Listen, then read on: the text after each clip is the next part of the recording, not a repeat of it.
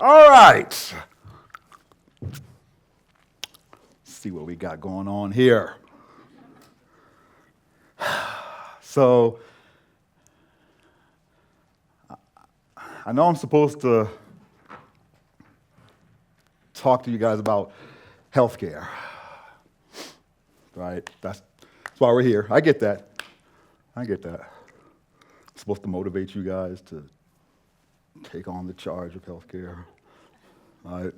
Embrace the changes in health, right? I get it. I inspire you to go forth and advance the medical industry into its rightful future and stuff like that. I know this. No, I know this. That's why they brought me out here. Honestly, I kind of don't feel like talking about healthcare though. Is that bad? Is that wrong? I don't know. Just work with me for a second. I mean, what if we did something different today? You know, what if we just threw the conventions away? I mean, if the goal is for us to leave here different than we came, then let's start today more different than same, right? After all, that is kind of what I do. I mean, you know, you heard the introduction of me, like I am the world's leading poetic voice. I don't know if you know this. You know what I mean? Oh, it's real. It's real. You know, I speak to healthcare organizations across the globe about defying conventions, you know, and creating transformational change and innovating new standards of care for wellness and prevention. So I could do that for you guys, and it would be cool. But today, the poet in me, I kind of just feel like talking about love. Let's do that. She wants to do that. I think so, yes. She just gave me approval. So we're going to do that. We're going to talk about love. I don't care. Sorry, WGU, if that's not what you brought me here for, okay? But it's my stage right now, and this is a lot of power for a brother to have. So I'm going to use it to talk about love right now, okay? Who's with me? Anybody? Y'all with me? Okay, I got a couple. Okay, good. Okay, so let's see here. When's the last time that you found yourself writing a love poem at work? About work? Yeah, no, not so much, right? No, I get it. I didn't, honestly, I didn't think it was possible either. I'll be the first to admit, I was with you. I was with, not the policy writers and, providers, the informers and insiders, no. I mean, the real people sitting there wearing mortality beneath your suits and ties, who have also lost patience with healthcare through a patient's eyes, who have waited too long and felt too unsafe and exhaled too many sighs that siphon from us our belief in the possibility of what healthcare can be, until eventually the definition of the words exceptional care come to share space with the words pet unicorn, perfect world, mile high club. Cute ideas. Probably not going to happen, buddy. Probably not going to happen. So I hate to break it to you. Right? So I was with you. I really was. I was surrendered to the old ball and chain notion that providers are from Mars and patients are from Venus, right? I had pretty much written the healthcare industry off because healthcare was too stubborn, impersonal, kind of a stiff. All of my healthcare dates were terrible communicators who spent the whole time talking instead of listening, and they were so well learned in the mathematics of health that they had forgotten the humanities of care. So yes, I was bitter.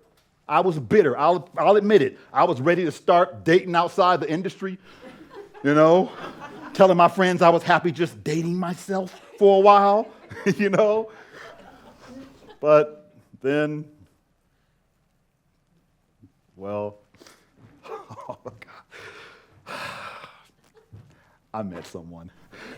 I did. I met someone. God, someone unexpected.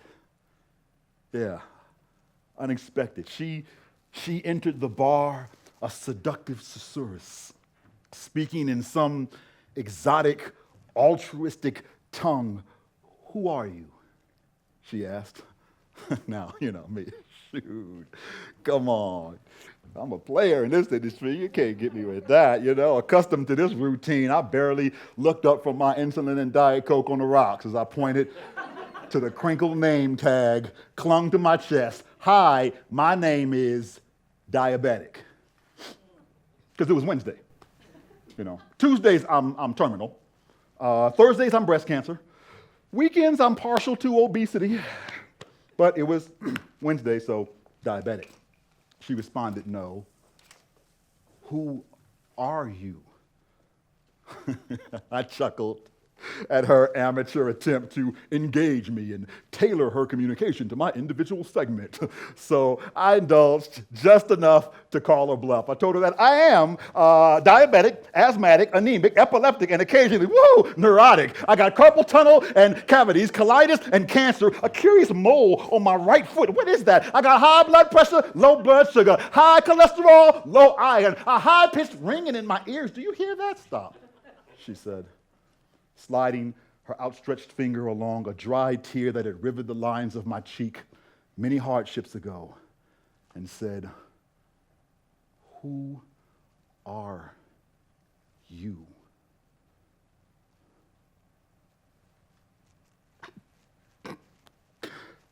I don't know what you think you're doing, just touching me and stuff. I don't know what kind of witchcraftery that she was wielding, but suddenly I cracked open, wide, all the way open, showed her the fragile ugly of every ailment in me, exposed every atrophy, rendering my vitality inert, told her that my heart had once been broken and none have since been able to mend it. She said, all right, what else? I said, I get headaches too often. Or I have this deep phantom abdominal pain that test upon test has yet to explain, and pondering what it might mean makes my hands tremble at times. Or I have so lost control of my weight gain or my stress management or just my joy and basic vitality that I reflexively recoil from my reflection on the pupils of others. And there are too many nights that I lie awake until dawn, so paralyzed by my own hollowness that I am unable to feel if I even have a pulse.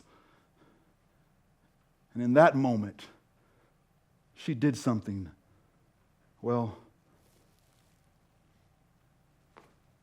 unexpected. She leaned forward, fastened her eyes to mine, and whispered, you are beautiful. She held out her hand to mine and stilled the trembling. She reached her arms out to hug her chest against mine. Come on in for it, big dog, huh? Yes, huh? But lean to the right so that we met at the heart. And then she performed, you felt that? She performed the world's first quiet miracle, the world's first soul transfusion, breaking off a sliver of her soul and placing it onto my breath until it dissolved into my bloodstream, and we became one. I was hers. Mind, body, and soul. She got me, y'all. She got me. No, she does. And it's everything that we all hope for in a relationship. Don't front like y'all are all hardcore and gangsters, okay? Listen, she listens to me with her eyes. She speaks with her heart. I hate to sound all Dr. Phil with it, but she gives me quality time. And undivided attention, and I trust her. She never makes me feel that she's just running around on me with every other harmed, sick, and hairy that wants to get in her beds, right? And she's hip, but she doesn't try to be. She's persuasive, but doesn't lie to me. Informed, but respects my privacy. Traditional, yet she provides for me. It's a good deal. She treats me like a true friend with benefits. Oh, yeah, really good benefits that cover the enrichment of my life not merely the postponement of my death. So I'm putty in her hands. And make no mistake, I am in her hands. Every fragile, trembling bone in my body is comforted each time she adds a bit of treat to my treatment. She's like the mother who gets her daughter to take her ounce of prevention pills by hiding them in a spoonful of her favorite pudding and then feeding them to her with the metaphoric choo-choo train. Come on, get the choo-choo train. Give it, open up the choo-choo train. Come on, choo-choo. Except the cooler version of that. You know, where the mother is a cutting-edge innovation in gynecology, and the pudding is the prevention of a cervical complication, and the choo-choo train is a hilarious YouTube video called Baby Got Pap. Right? See, we have fun together. We do. We just have fun together, right? She's so creative in how she communicates when she wants some time with me. You know, she'll set up a creative little website or send these hilarious posts, maybe call me at home or DM me at work, you know, with some adorably engaging request like, hello, question. If instead of pictures of our kids, we pulled out little wallet-sized x-rays and test results to show to friends at parties, what is the last thing that you would want to hear about yours? Is it A, oh my God, look at your prostate. He is getting so big. Is it B, oh, what an adorable heart. And he's got your father's murmur. Look at that. Look at that. Is it C? Oh, are they growing up or what? I haven't seen your blood pressure levels since they were 120 and 80. Look at them. Or is it D? None of the above. If you chose D, why don't you come by and see me sometime for a quick physical, and let me take your mind off the ABCs of your health.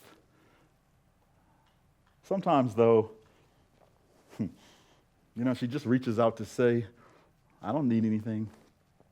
There's nothing you owe. Just sending a smile, just saying hello. She no longer asks me who I am. These days, she lets me know. You are beautiful, mighty in your meekness, wealthy in your weakness. She wraps the suture of her voice around my ailments and presses her medicinal lips against the exposed skin of my crown to kiss my relapse into remission. She improves her rapid response to me to make sure that I am protected, moves and handles me with tenderness, tells me my life is precious, and I listen. I believe her. I comply. She shows me the value of my best possible life, teaches me to stretch through my stress and remember my test, to pay attention to my breath and tend to my rest. And isn't this what we each deserve? To be comforted and healed? Don't we all seek to be valued and heard, nurtured, and fulfilled, and not by a provider, by a person. Not as a patient, as a person, sharing the experience of being human with another human being. The healthcare that we provide for each other is inseparable from the experience we share beside one another. So if what is said is true, that we are all a product of our experiences, well, then the experience is a product of us all. The experience is the product. The experience is the product, which means none of you are providing or selling the product of healthcare. I don't care if you are the best digital marketer on healthcare on this side of the planet or the top pharma sales rep in your region. It doesn't matter if you are savvy enough to sell snow to an Eskimo. Because the truth is, you're not really selling something they don't need. But it's also not about selling fire to an Eskimo. I mean, because frankly, you're not always selling the hottest product around, It's healthcare, it's not iPhones, No, it's about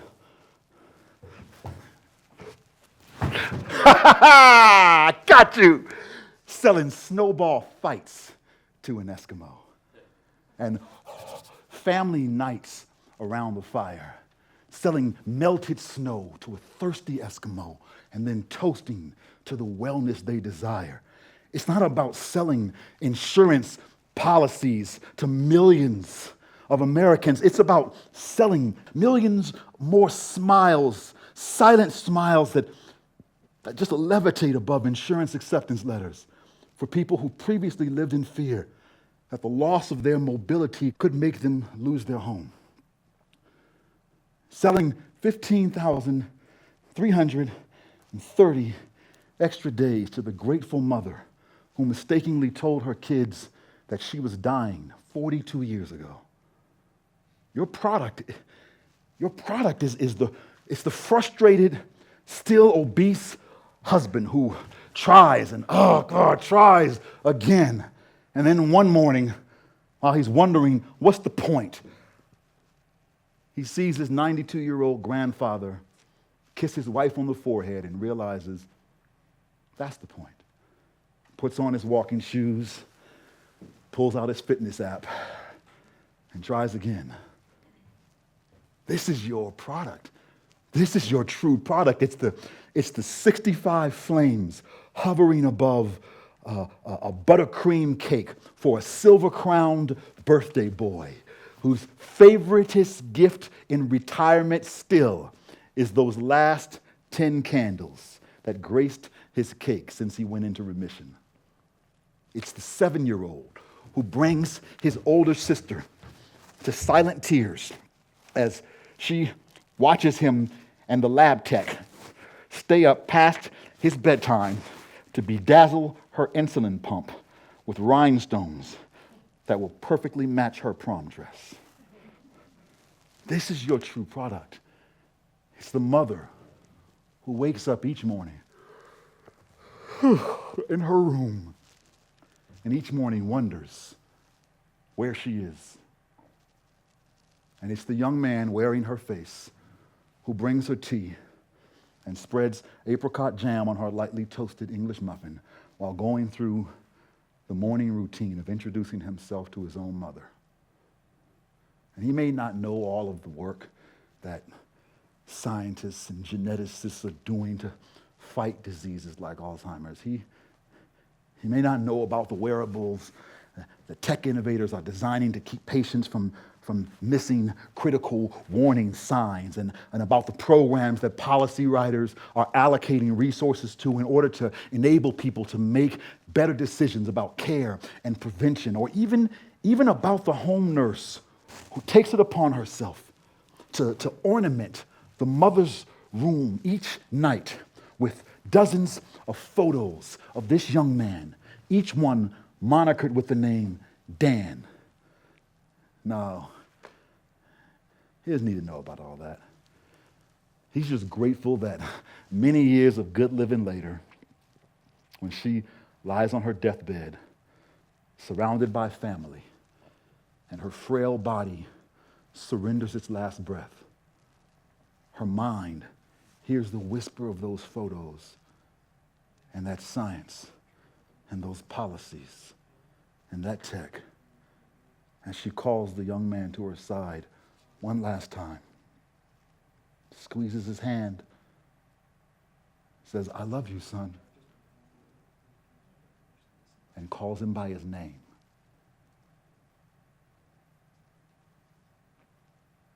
She calls him by his name. You see, there are no faceless ghosts in your beds. Everyone that you make rounds for is name and saliva and families. Everyone that you change bed sheets and trash for is pulse and thirst and trembles. Everyone that you sell medicine to is hope and crossed fingers and prayers and please,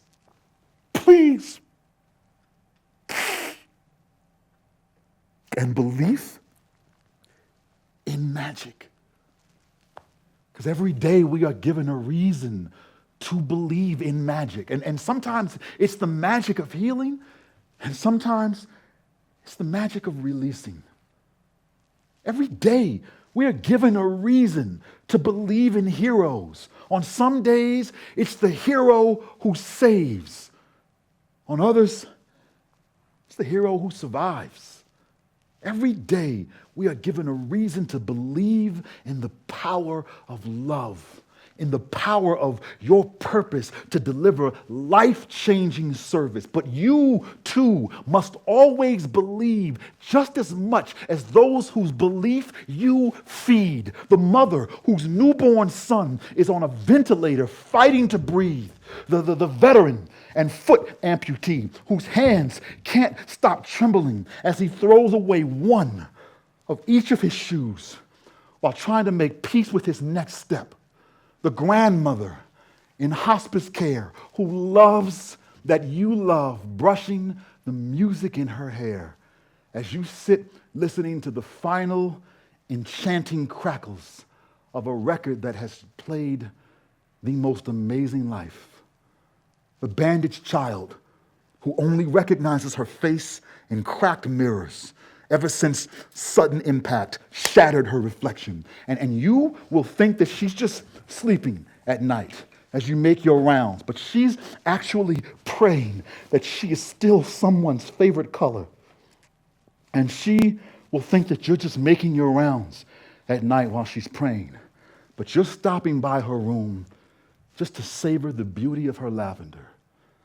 This is what happens when you dress yourself in humanity, when your patients see you sporting the fashion of their family, when your members see you rocking their heart on your sleeve, when your customers see you dressed head to toe in their needs, and I do mean all the way down to toe, because the toes is how a brother knows if someone is adhering to the soul donor dress code. All you got to do, I'm going to give you a little secret. Okay? All you got to do, check the shoes.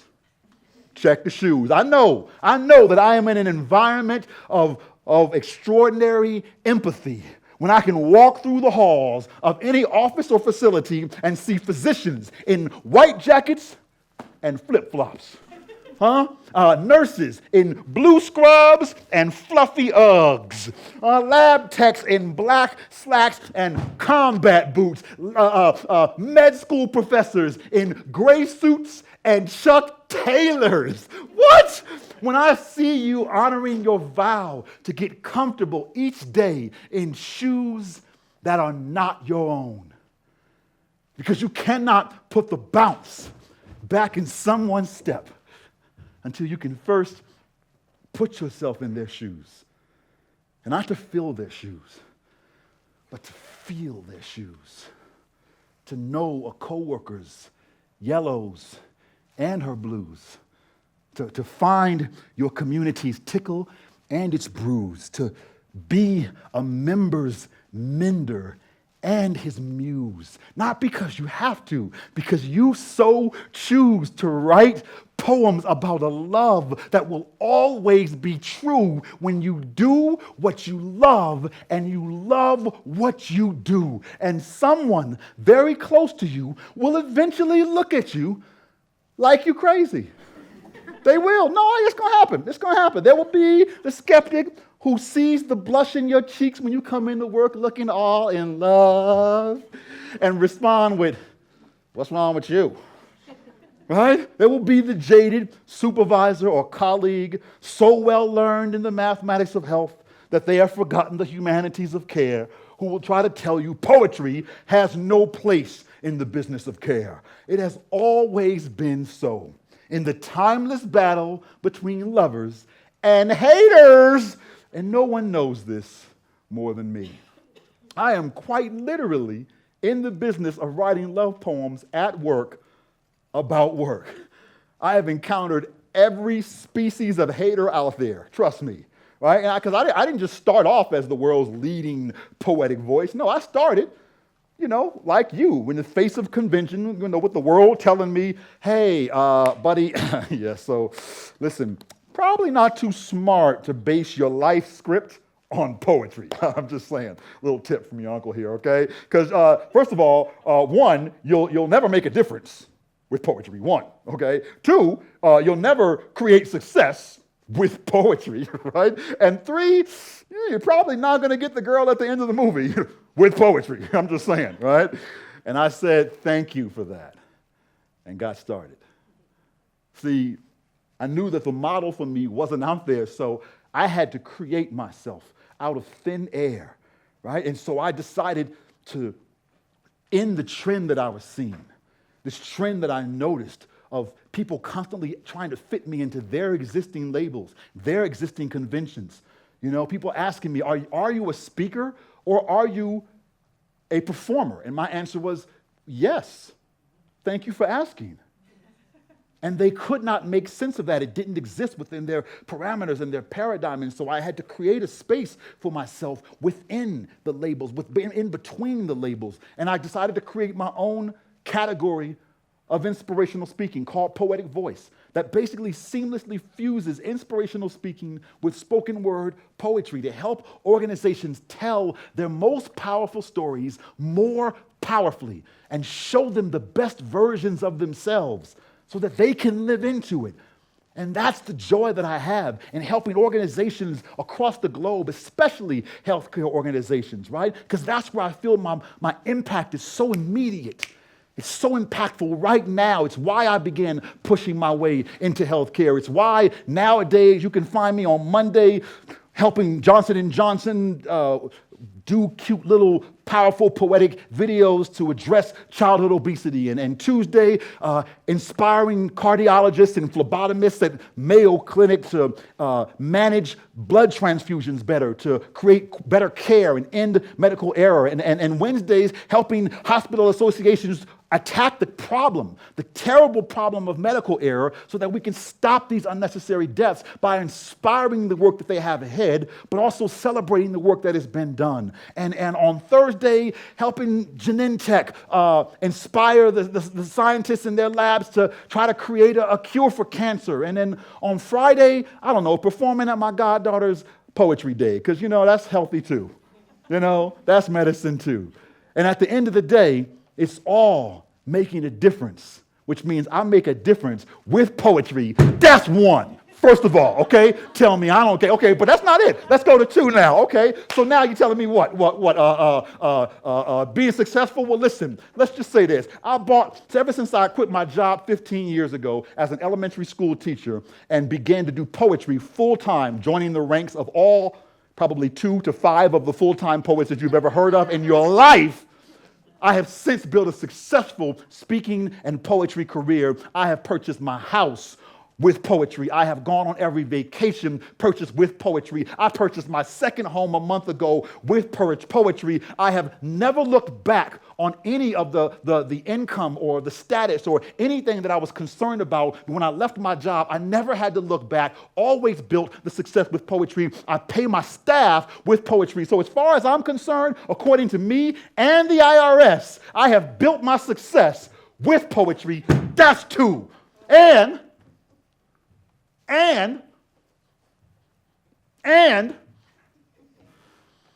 when the time came for me to take it to the next level with my woman,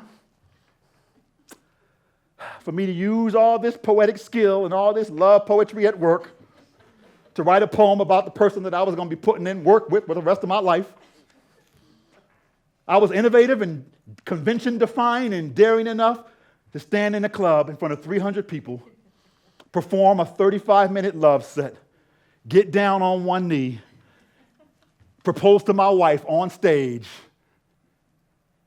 and I got the girl at the end of the movie. That's 3. Which means, that's what we call in the business world return on investment. But it only happens when we invest in love, when you keep yourself dressed in empathy. I see you. When you insist on only selling products that move experiences, when you commit to providing daily soul transfusions, breaking off a sliver of your soul and placing it on someone's breath until it dissolves in their bloodstream and you are one. This is the challenge I now give to all of you. Right? No matter what your job is in healthcare, this is your challenge. Nurses, I want you to treat every patient connection like you're standing outside of their window at night, serenading them with love songs until they let you in. Physicians, treat every exchange with your support staff like the hospital floor is a ballroom and you know it takes 2 to tango. Public health workers, treat every interaction like if a DJ just turned on a slow jam, hey, and you want to ask your community to dance. Administrators and executives, treat every day at the office like you got love poems to write during lunch, like it's Valentine's Day and your business card reads Cupid, baby. Like this is the kind of love that I want us to start off today and each day celebrating, and not that safe, siloed, soulless, ordinary love. No, but that everyone, bringing health to everyone you see, love. That laughter prescribed by the pharmacy, love, and delivered like flowers to patients in IC, love, right? That billing pays it forward and legal fights for me, love. That trees carved with HR, hearts, IT, love. That advocates taking care of the community, love. That hospital-wide hospitality, love. That love notes with check yes or no. Do you like me? Love, That yes, always check for how healthcare can be. Love, that bold, brave, bursting with possibility. Love, that I ain't afraid to start my day with a little poetry. Love. So let today be the day you proudly reveal to the world your love affair with healthcare. Let today be the day you begin sharing with each other the love poems that you write at work, about being the everyday people who heal people every day, about proving that all it takes to give your best is your best. All it takes to change the life of one person is one person, inspiring one person, engaging one person, loving one person, and going out of your way to create an exceptional healthcare experience for one person at a time. And there is nothing stopping any of us from having this in someone. There's nothing stopping any of us from being this for someone, from extending that palm that still someone's trembling, from receiving that hug that leans to the right, from making uncomfortably close eye contact, whispering, "You are still beautiful." Being each other's quiet miracles, personal soul donors, and from actively pioneering a new standard for care where we treat each other face to face and we feel each other hand to hand. we greet each other heart to heart, and we heal each other soul to soul. Thank you. Thank you all. Thank you so much. Thank you. Appreciate you.